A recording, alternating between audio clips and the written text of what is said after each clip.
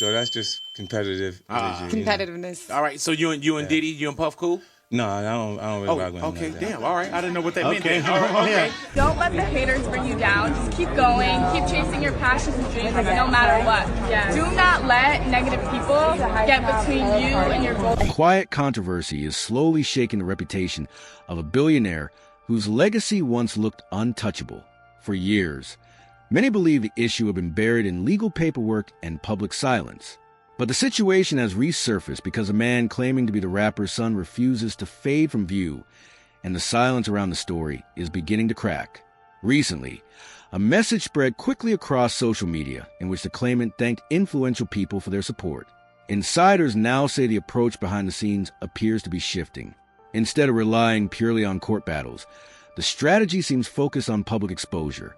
The individual at the center of the dispute, Reese Satterwhite, has spent over a decade insisting that Jay-Z is his biological father and demanding a DNA test to prove it. Courts have repeatedly rejected the claims. In the most recent ruling, a judge ordered the woman supporting the case to pay more than $119,000 in legal fees. Even after that setback, the posts and accusations continue online.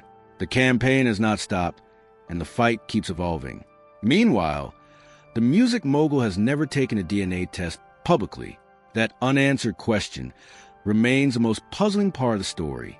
When a private claim survives more than 15 years of pressure and legal defeats, it rarely fades quietly. More often, it grows louder. The unanswered DNA question is exactly where the quiet narrative begins to lose control. What once looked like a closed chapter slowly turns into a story that refuses to stay contained. The man making the claim, Rymir Satterthwaite, did not suddenly appear with this accusation. His story has existed for years in court documents, media interviews, and legal petitions dating back more than a decade. At the center of the claim is a direct allegation.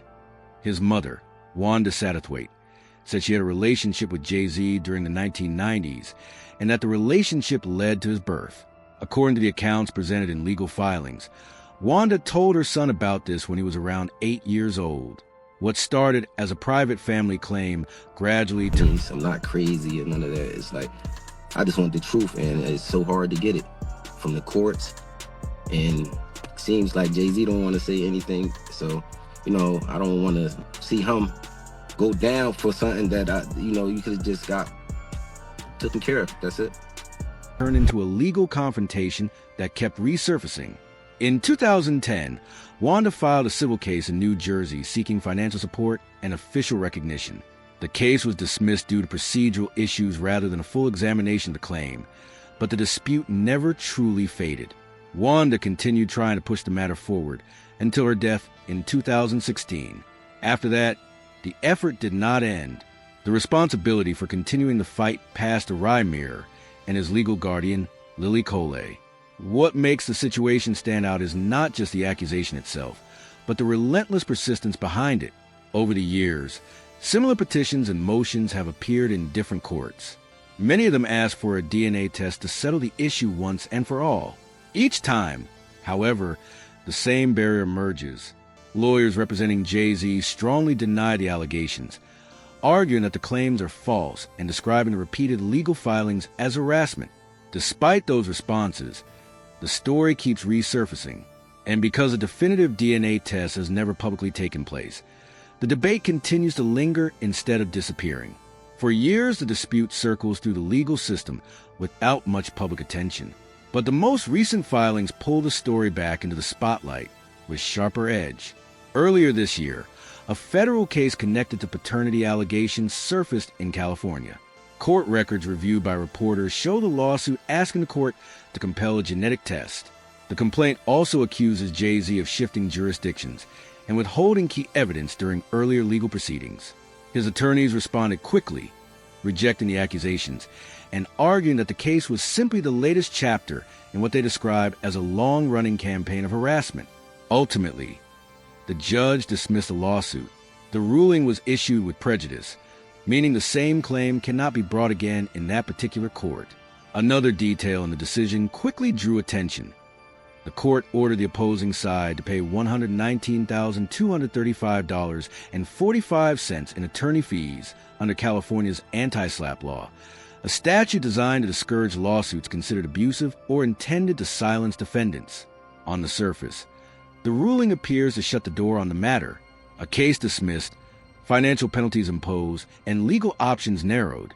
But the reaction from I was at a show and she was with a friend, and I know, I guess her and her friend stayed to after the show. He was doing little signings and little autographs and stuff like that. I guess he wasn't too big, but you know, I guess females, when the show's over, you can sign little autographs and stuff like that, talk to the people who perform. She said she went up there.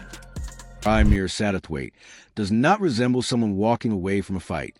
Shortly after the decision, he wrote on social media that he was stepping back temporarily because a lot is happening behind closed doors. That statement caught attention because it did not sound like a concession. Instead, it suggested that whatever comes next might unfold outside the courtroom rather than inside it. That is a moment when the narrative begins drifting away from courtrooms and into far more unpredictable territory. What had mostly been a legal conflict suddenly starts unfolding in the public arena. In late summer, a post appears online from Rymir Satterthwaite that quickly spreads through entertainment communities. In the message, he publicly thanks Nicki Minaj and Donald Trump for their support. The statement contains no detailed explanation, no documents, and no legal background. It simply surfaces, circulates widely, and leaves people speculating. I would hope he would think about it and this would be in his mind, but you know, I wouldn't actually know what another person is feeling. About what it might mean. Observers following the situation note that the wording seems intentional. The implication, whether confirmed or not, is that influential individuals beyond the legal system might be aware of the dispute. Once that suggestion begins circulating, the conversation takes on a life of its own. Even without proof of direct involvement, the idea of powerful attention changes how the story is discussed. Another brief interaction fuels the speculation further. At one point, Nicki Minaj shares a side-by-side image comparing the facial features of Jay-Z and Satterthwaite.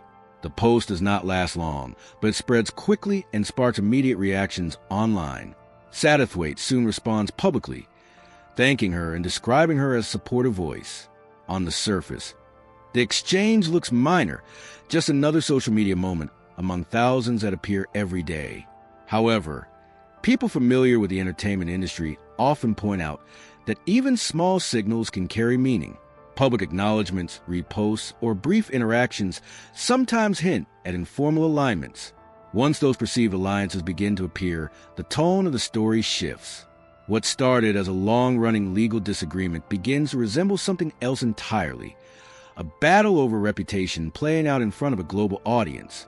Inside the music industry, conflicts over reputation rarely exist alone.